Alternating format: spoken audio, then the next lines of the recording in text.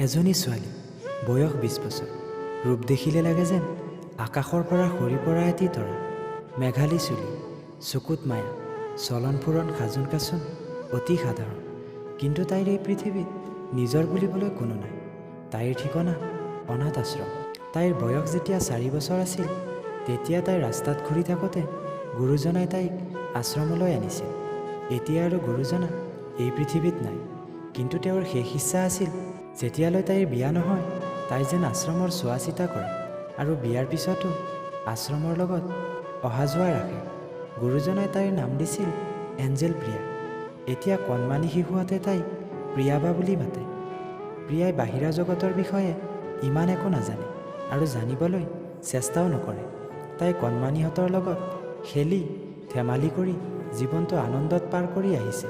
প্ৰিয়াই আজৰি সময়ত চিলাই কাম কৰি এখন দোকানত ৰুমাল বিক্ৰী কৰে আৰু সেই টকাৰে আহোঁতে সদায় নাৰ্চাৰীৰ পৰা ফুলৰ পুলি কিনি আনে। প্ৰিয়াৰ ইচ্ছা এখন বিশাল ফুলৰ বাগিচা কৰাৰ, য'ত মাথো প্ৰিয়াৰ মেহনত থাকিব। প্ৰিয়াৰ ইচ্ছা খুবেই সীমিত, সেয়ে তাই বহুত সুখী। ইয়ালৈ সকলো ঠিকেই আছিল।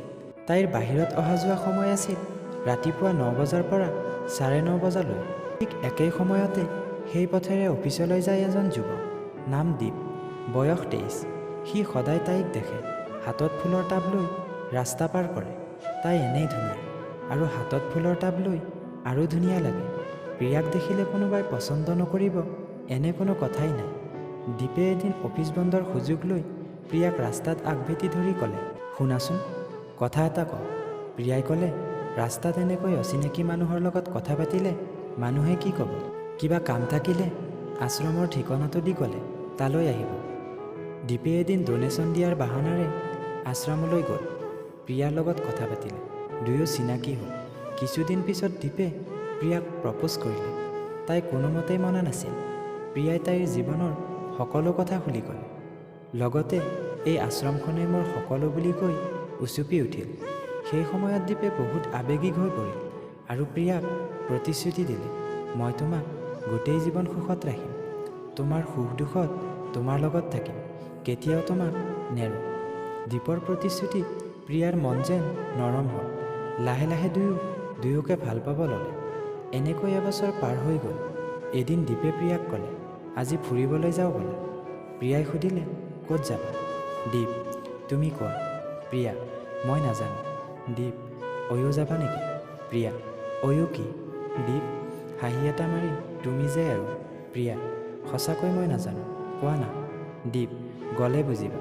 প্ৰিয়া, হ'ব। কথামতে দুয়ো গ'ল। প্ৰিয়াই সুধিলে, অয়ো ক'ত? দীপে অয়ুৰ প্ৰচেছখিনি কমপ্লিট কৰি তেওঁলোকৰ ৰুমলৈ গ'ল। প্ৰিয়াই সুধিলে, ইয়াতে কিয় আহিছোঁ? দীপে সকলো বুজাই ক'লে।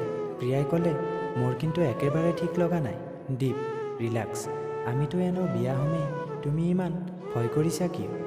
প্ৰিয়াই যেন বাধ্য হৈ দীপৰ কথাত হয়ভৰ দিলে। কিছুদিন পাৰ হ'ল।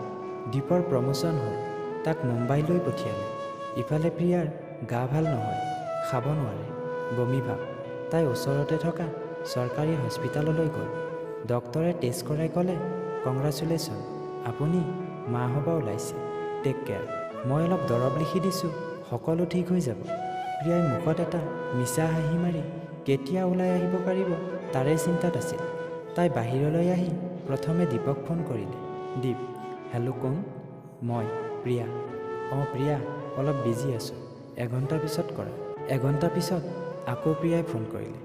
দীপ, মোৰ গা ভাল নহয়, ডক্টৰৰ ওচৰলৈ গৈছিলোঁ। ডক্টৰে কি কৈছে জানা? মই তোমাৰ সন্তানৰ মা হ'ব ওলাইছোঁ, কিবা এটা কৰা। দীপ, কি? শুনা, মই পইচা পঠাই দিছোঁ, এবৰ্চন কৰাই লোৱা। প্ৰিয়া, তাৰমানে? সি বুজাই ক'লে। প্ৰিয়া, পাগল হৈছা নেকি?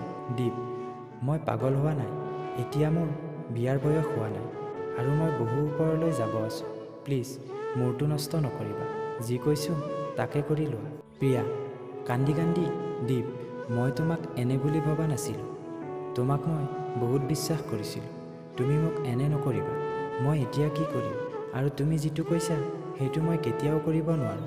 দীপ, যি কৰা তাকে কৰা, মোৰ প্ৰব্লেম নহয়, তোমাৰ প্ৰব্লেম। তুমি সমাজত মুখ উলিয়াব নোৱাৰিবা। বাই, এই বুলি কৈ ফোনটো কাটি দিলে। প্ৰিয়াই যেন দিনতে এন্ধাৰ দেখা পালে। নেক্সট মৰ্ণিং আশ্ৰমত বহুত ভিৰ। প্ৰিয়া আৰু নাই। দীপৰ সপোন বহু ওপৰলৈ যোৱাৰ। পুলিচে ফোন ট্ৰেপ কৰি তাক বহু ওপৰলৈ পঠিয়াইছে। সি এতিয়া ৰঙাঘৰৰ আলত। কেইটামান কথা সদায় মনত ৰাখিব। নাম্বাৰ 1, আৱেগিক হৈ কাকো প্ৰতিশ্ৰুতি নিদিব। নাম্বাৰ 2, খঙৰ সময়ত মুখ বন্ধ কৰি ৰাখিব। নাম্বাৰ 3, আনন্দৰ সময়ত সিদ্ধান্ত নল'ব। পৰামৰ্শ 100জনৰ লওক, কিন্তু সিদ্ধান্ত নিজেই ল'ব।